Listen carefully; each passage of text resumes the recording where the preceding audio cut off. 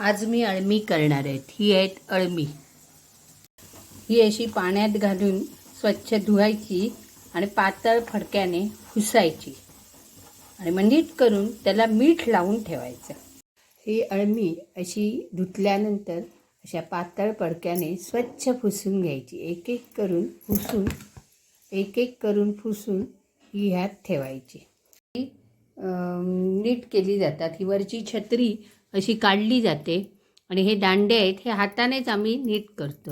ह्या अळमीचं भाजणीचं दबदबीत केलं जातं। कढईतलं आंबट तिखट केलं जातं। तुम्हाला भजी हवी तर भजी करू शकता, त्याची अळमीचा पुलाव करू शकतात। कितीतरी प्रकार आहेत आणि ह्याला मीठ लावून ठेवायचं। मीठ लावून ठेवलं, पाणी वेगळं दिसलं किती खराब। पण ही पेडावरची अळमी आहेत। आमच्या यांना ही अळमी व्यवस्थित करतात। ठराविक बाईकडचीच आम्ही अळमी घेत असल्यामुळे अळमी व्यवस्थित आहेत। ही ह्या सीझन ही आता नीट झालेली आहे। ह्याला आता मी मीठ लावून ठेवणार। चांगलं एवढं मीठ घेणार, हे चांगलं मीठ घेणार आणि व्यवस्थित आणि थोडं मीठ घेऊन व्यवस्थित लावून 15-1 मिनटं ठेवणार। म्हणजे त्याचं वेगळं पाणी आलं तर ते होईल, मग आणि काढून टाकणार। हे बघा, हे मीठ लावून ठेवून 15-1 मिनटं झाली अशी दिसतात। हे पाणी सुटले। हे पाणी काही साधं निवळ नेहमीसारखं दिसते, म्हणजे ही अळमी चांगली आहे। आणि ह्या अळमीसाठी लागणारं आता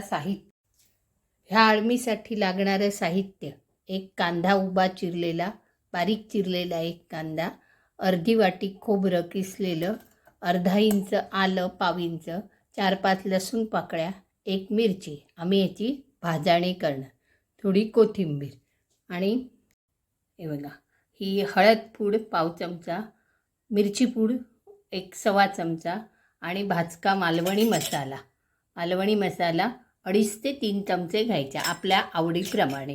जास्त तिखटही उपयोग नाही।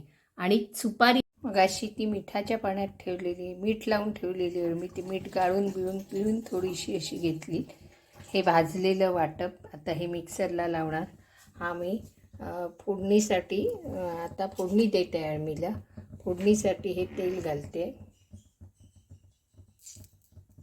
साधारण 2 चमचे मी हे तेल घातलेलं आहे। हे तेल तापलं की कांदा फोडणीला देणार। हवा असल्यास आपण टोमॅटो घालायचा। टोमॅटो घालून ग्रेव्ही येते, आंबटपणा येत नाही, म्हणून आम्ही चिंचही घालतोच, सुपारी एवढी। तर त्याच्यापेक्षा जर एखाद्याला आंबटपणा कमी हवा असेल तर कमी। कांदा आता घातलेला आहे। कांदा लालूच झाला की त्याच्यावर मी ही अळमी घालणार आहे।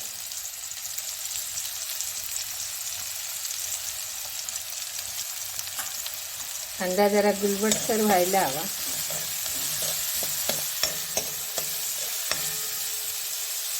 आणि हा कांदा शिजण्यासाठी थोडंसं मी मीठ घालते आहे। हे कांदा जरा लवकर शिजतो। जर आता 2-3 मिनटं ठेवला शिजला की मग ती अळमी घालायची। अळमी परतली की मग हळद घालायची। ठीक आहे, ही 2-1 मिनटं झाली। कांदा थोडा बावला लालवट असा, थोडासा, जास्तही नाही, कारण तसा तो आता आपण अळमी घालणार, हे घालणार, शिजतही असतं।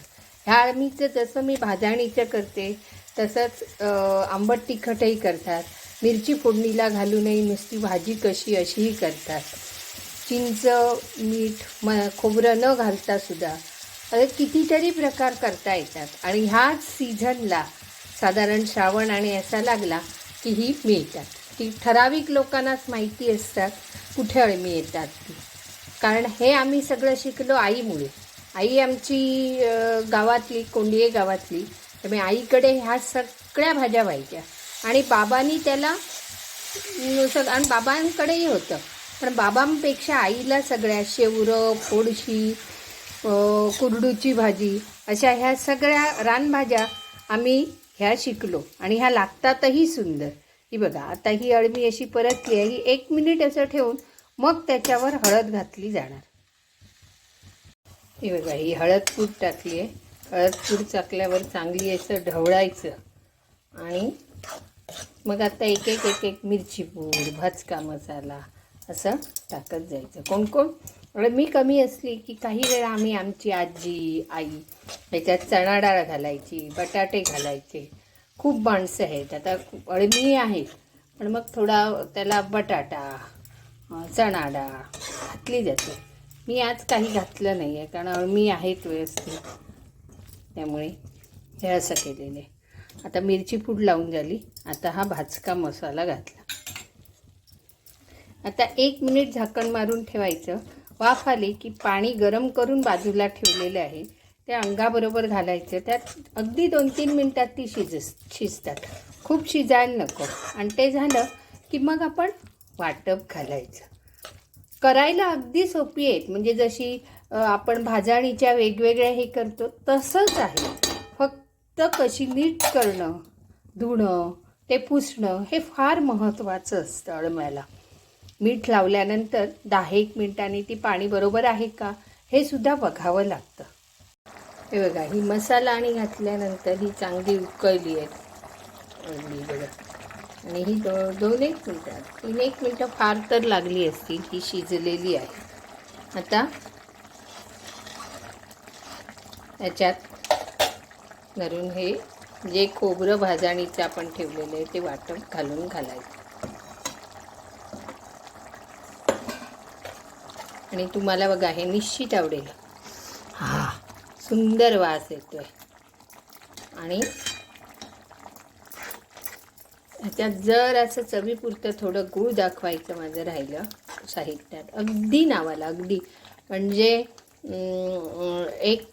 2-3 चिमूट गूळ घालायचं. म्हणजे आंबट तिखट गोड अशी ह्याला ही एक चव येते. ही बघा, ही माझी अळमी तयार झाली. वरून ही आता कोथिंबीर घालणार आहे. तुम्हाला निश्चितच आवडतील. आवडल्यास लाईक करा, शेअर करा. आणि अळंबी अशी ह्या सीझनमध्ये मिळाली तर निश्चित करून बघा. काही खराब नसतात, व्यवस्थित असतात. माझ्या चॅनेलला लाईक करा. धन्यवाद.